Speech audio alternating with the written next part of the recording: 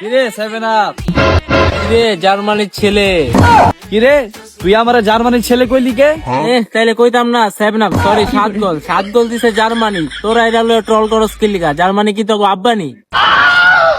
আরে বলদ, বাপে পুতেরে খাওয়াইছে তো এটা তো আমরা কমুই।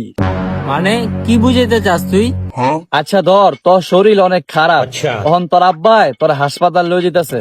তখন যাওয়ার পথে তোর অনেক পানির তৃষ্ণা লাগছে।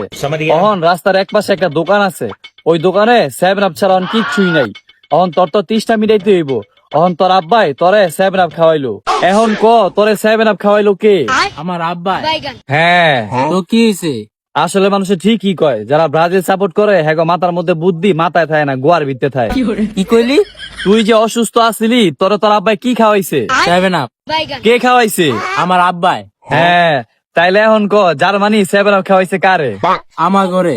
তাইলে জার্মানি কার বাপ? আমার গো। তাহলে আজকের পর থেকে আর কবি না যে জার্মানি আর্জেন্টিনার বাপ। তখন বাপে তো করে নিজের হাতে 7 আপ খাওয়াইছে, আর আমরা আর্জেন্টিনা সাপোর্টাররা কইলেই দোষ।